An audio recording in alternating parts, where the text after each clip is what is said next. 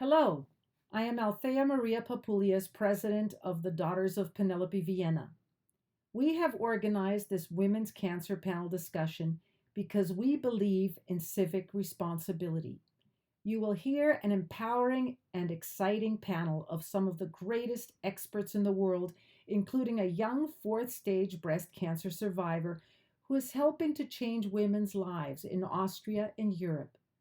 If you like our videos, you will have the opportunity to help the Daughters of Penelope raise funds for psycho-oncological treatment at the Cancer Center of Vienna. So please donate. Thank you for joining us and enjoy our wonderful panel. We're going to switch over to the point of view of the patient. So Caroline has dedicated her life right now to be accepted. I have a couple of the absolutely fabulous print things, but there's an online platform as well. And I want to say, you've been in as a patient, you've been a patient advocate, an advisor. What are your observations? What are the most important factors from the patient's point of view? Well, I was one of these patients, Dr. Raptis, that you mentioned before. I was diagnosed in a very late stage, at stage 4, and I only found out I had cancer because my lumbar vertebra was broken during a water skiing accident.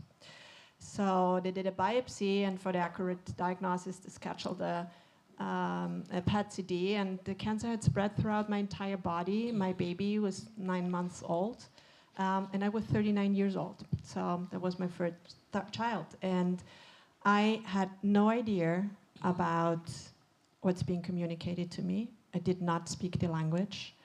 I had no idea where to go next. I denied getting in touch with cancer, as I think everyone else basically does, because you think as far you stay away from it, it's always, if you hear cancer, you always think of the others, but certainly you never think it's yourself. And dying from cancer is certainly never ever on someone's plan. And when the doctor came into my room, and I was in an orthopedic hospital, so I have to mention that it was not a cancer hospital, and he told me, looking at his shoes, that I should make sure to take care of my will and to say goodbye to my loved ones, because I might not live to see Christmas. This was October 11th. I thought I'm in the wrong movie.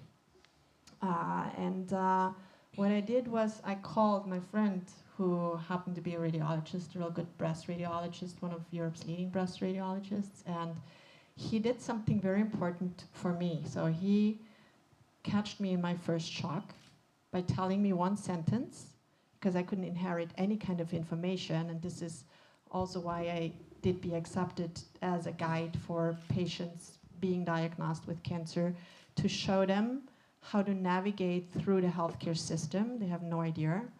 To show them their options, to get into the acceptance phase very quick, because we stand to get stuck in these 5 steps of grief, according to Kubler-Ross. So we are bargaining, we're in denial, but we need to accept the situation in order to become active. And he said one sentence. He said, this will be a roller coaster ride. There will be ups, there will be downs, and certainly there will be loops. Just don't let go. So he gave me from you die for Christmas, he gave me an idea of getting out of that roller coaster. So he did something to my mindset, and out of resilience research, we know that 2 minutes of distraction are sufficient to steer someone's thought in a different direction. So what I did with Be Accepted is trying to give radiologists a tool who have very limited time, but who actually start our story, because at the radiologist, this is when our life as cancer patients is not the same anymore. So we enter as a healthy person, and we exit as a cancer patient with no idea.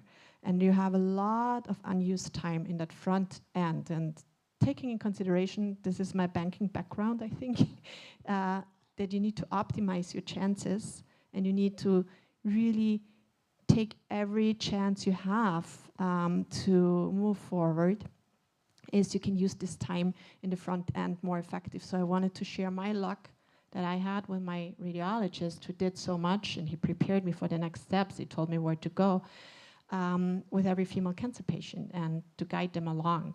So I think it's coming back to your question, you need to optimize your chances. You need to know how to navigate the healthcare system. You need to know how to remain, and that coming back to what Dr. Raptis also said, lifestyle once you're diagnosed, because you need to cope with the side effects. Therapies are fantastic, but it's side effects. It's hair loss, appetite loss, unstoppable diarrhea, not being able to touch things, not being able to wear shoes because it's too painful. You need to somehow have an outlook, and you need to remain mental and physical strong with the aim of receiving as many therapies as possible in one go, which also leads, again, to optimization in the healthcare system, because if you are able to attend the therapies, you don't have open appointments in the long run, and you optimize your chances. So, and you mentioned also some other options, because you mentioned how important it is for when you change your lifestyle, keeping fit, and all of these things that are sometimes out of the budget of the masses of patients, and be accepted offers some services there, right? Yeah, well, I saw in the magazine, the absolute focus is on Western medicine, that's clear. And to really we go through every medical discipline, but then we build the bridge to complementary methods that are based on evidence. And because there's a lot of charlatanism out there, yes, and I think it's very important to give that whole thing a frame.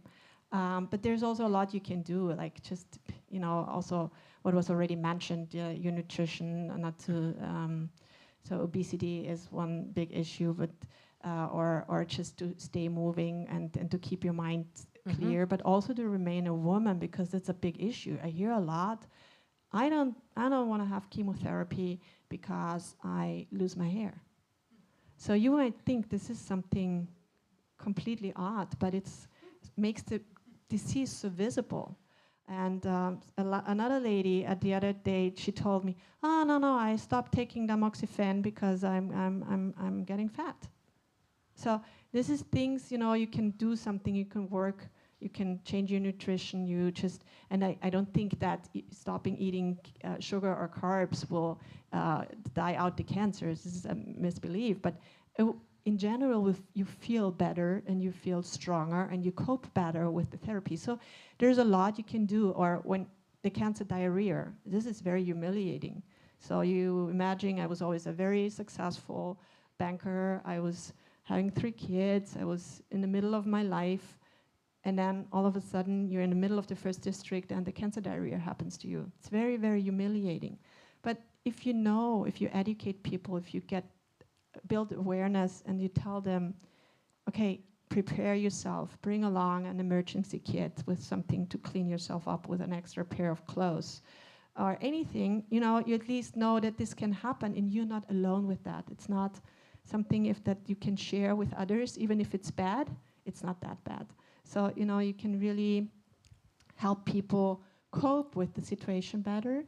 And as you can see, I was diagnosed in 2016. I didn't have a reoccurrence in over 8 years. My life has become a very different quality, but a very special one. And there's a lot you can do, and I think patients do not only have rights, they also should be participating actively and supporting their curing in a way. Being a partner to their doctor. And what you mentioned that we offer, so we built the bridge, so we show what can be done.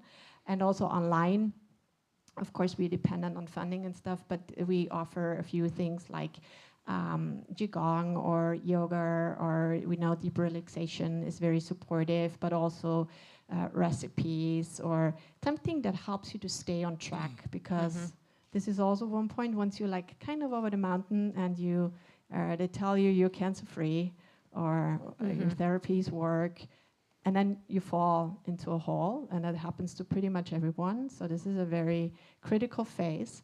And then you kind of need, and then you need to get back on track with your good habits, and then you need to keep them. Because this also happens to me, dealing with that, knowing that, being 8 years, very strict in a lot of things. It also happens to me. I loosen up. I want to this lightness a little bit back, this normal life. But you shouldn't. So I think. And you also mentioned two important things that I was unaware of regarding a woman and her job, which I thought was very important to mention here because I think many people are unaware of it. And, you know, it's very relevant because when you're down, you don't want to be completely at a loss. Yeah, so this is something I noticed very much when I was at the AKH waiting for my therapies. Sometimes it's better after COVID, but sometimes I was sitting there for hours. And you mentioned the age of getting cancer. So I noticed in a lot of women, this happens very short before they retire. And then their employers quit them. So they lose their job. So besides struggling for their lives, trying to survive, they have financial problems. And they lose a lot of money, and they might even lose a lot of their retirement benefits. So in Austria, we have a program where you can apply for increased security to not be losing your job. And you can also do that up to 3 months after you did actually lose it. So this can work, and it's very important to know because this site needs to be secured because you cannot worry, you cannot heal and attend your therapies on time and do something extra if you struggle for how to pay your bills. So this is, so you should, if it's possible, do everything to reduce the stress in your life, to focus on the therapies and to go for that. And that's also why we founded Be Accepted, because we wanted to give every woman access to that information in understandable language, and also access to things that they wouldn't be able to afford, like going to a yoga class and things like that. Because it hits all different, you know, income levels. And as you mentioned, the harder levels are the ones that are actually low.